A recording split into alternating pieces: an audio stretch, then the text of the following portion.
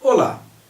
Estamos inaugurando nessa oportunidade, o Centro Espírita Ismael, um programa intitulado Minutos com a Doutrina. Esse programa tem por finalidade trazer os assuntos do cotidiano que estão ocorrendo na nossa sociedade e colocá-los sob a ótica da doutrina espírita. Sempre é bom um entendimento a mais, um esclarecimento a mais. E um assunto, hoje, de grande importância, que está sendo veiculado em todos os meios da imprensa falada, televisada e escrita, é a interrupção da gravidez do anencéfalo. Assunto tão delicado, que necessita de muitas informações, não apenas no aspecto jurídico, mas no aspecto filosófico e no aspecto moral. Para iniciarmos a série de programas Interrupção da Gravidez do Anencéfalo, nós temos na data de hoje o Dr. Mauro Gomes, médico pneumologista e colaborador na nossa Casa de Ismael. Com a palavra, o Dr. Mauro. O que é o anencéfalo? O anencéfalo, e hoje a ciência consegue diagnosticar com bastante precisão esta situação, é quando o ser que está sendo gerado não possui o desenvolvimento dos hemisférios cerebrais, isto é, ele não possui o cérebro desenvolvido. Apenas uma pequena região chamada tronco cerebral, que é responsável por manter algumas atividades vitais, como respiração e batimento do coração.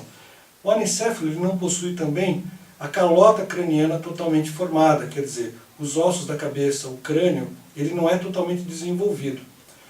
Portanto, devido a essas alterações, o anencéfalo não possui consciência, não possui conscientização da dor e muito menos a consciência de si mesmo. Do ponto de vista científico, o indivíduo com anencefalia, na realidade, não possui vida, já seria um natimorto. Quanto tempo pode viver após o parto o anencéfalo? Essa é uma pergunta bastante interessante e bastante polêmica. Se nós entendermos hoje em dia o conceito de morte como a morte cerebral, isto é, quando o cérebro deixa de viver, o indivíduo está morto, apesar de possuir algumas funções vitais ainda funcionando, como batimento do coração, funcionamento dos rins, eventualmente os movimentos da respiração, nós podemos entender que o anencéfalo, por não possuir cérebro, teoricamente, ele não possui vida. Portanto, nós não podemos falar em vida do anencéfalo após o nascimento. Na verdade, ele não chega a nascer, porque ele não chega a viver. O anencéfalo, na realidade, ele pode ser considerado como um natimorto. E a interrupção dessa gestação, no meu ponto de vista, não é considerado um aborto, pois não existia vida.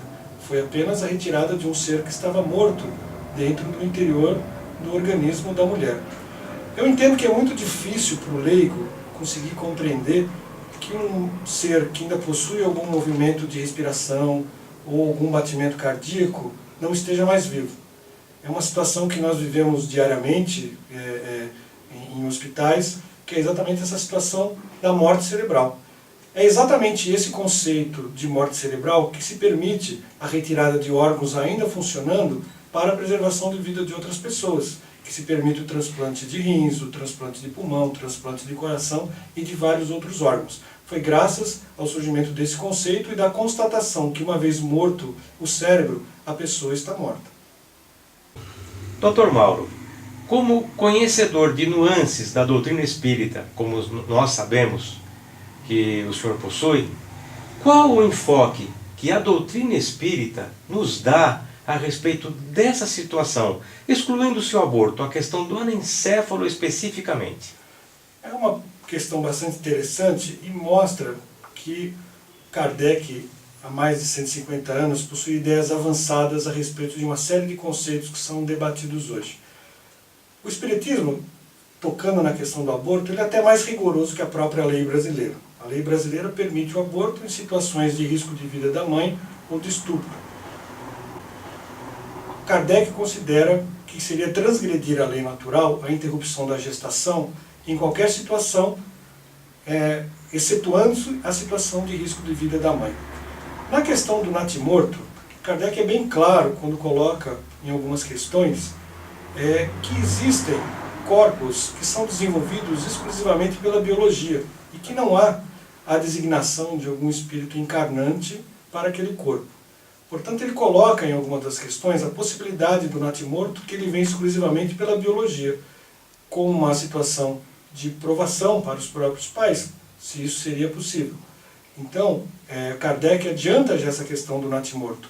E eu entendendo que o anencéfalo é um natimorto, eu entendo que recai nessa questão a polêmica com relação à interrupção da gestação do natimorto, do anencéfalo. Dr. Mauro, muito obrigado